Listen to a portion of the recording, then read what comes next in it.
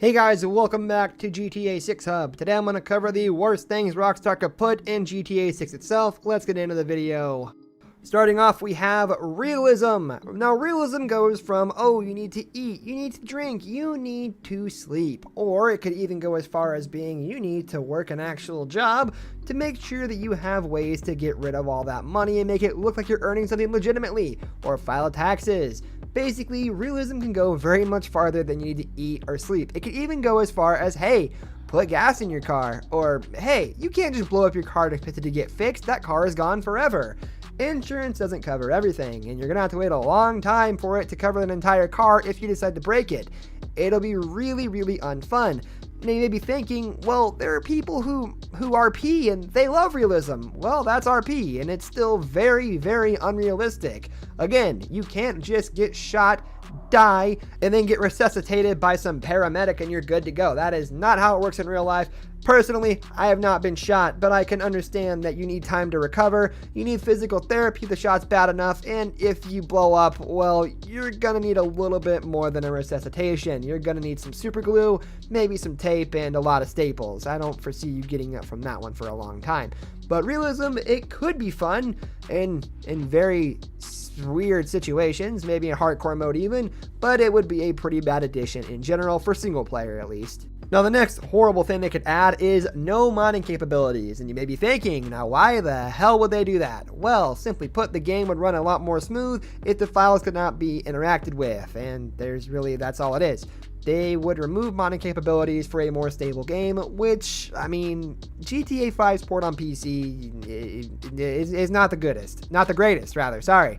It's not the greatest, and that means, well, a GTA 6's port better be better, because the way it's going to run with all the specs you're going to need, I'll be lucky to run it with my 3080 and have it get over 60 FPS. I mean, trust me, I don't foresee this being a game that runs like butter. Maybe like chunky butter that's been left out in the sun for a couple weeks. Anyways, we need modding capabilities on PC at least, because, well, the game really is very limited, because I don't foresee them making any single player DLC either. So we really need that modding experience for, well, more things to do in the main game after the game's over, because it's a very short storyline usually for GTA games. Next up, we have too many bad taste jokes, and personally, I'm someone who doesn't get offended. I do not care. I don't care about any jokes that are said. I don't care about any words that are said. Still, watch it down in the comments, don't get too crazy. But many people do. We live in a very PC society, and the wrong joke can get an entire company canceled if we're not careful. So we have to be very careful. There's only a certain amount of things that a public apology on Twitter can do, you know? But GTA is known to really ride that border. I mean, there's been kidnapping jokes, eating people jokes. It's pretty crazy what they'll do in the games. And in 2021, so far, it's not looking pretty for all the wild jokes out there. Trust me, my Twitter's almost been canceled a couple times already.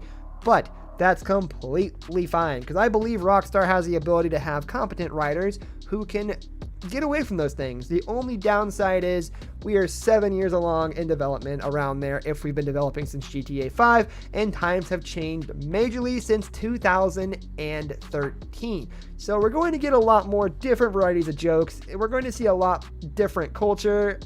I mean, they're updating current content in GTA Online, so it won't be that bad, but we'll see. Now, this one is going to be hard to say in GTA 6, so I'm going to go ahead and put in if they put in console exclusivity. There we go, look at that. Now, as a lot of you know, with the release of the PS5, players were able to get GTA 5 on the PS5 for whatever reason. They released GTA 5 the 3rd, but they were able to do that, and it was a PS5 timed exclusive. Now, if they decide to make the game completely exclusive to one console, that would be a terrible business decision. I don't see them doing that. However, what else is very annoying is making it timed console exclusives, because I don't want to see PS5 gameplay when I'm going to play on my PC and I can't buy the game for 6 months. I don't want to see that. That's really going to kill the vibe of the game, especially if I get a lot of stuff spoiled for me. So please, Rockstar, don't make any exclusivities. Just let it run free. That's going to do it for today's video, guys. Thank you for watching. If you enjoyed the video, leave a like on the video, and don't forget to subscribe to our channel. I'll catch you next time. Goodbye.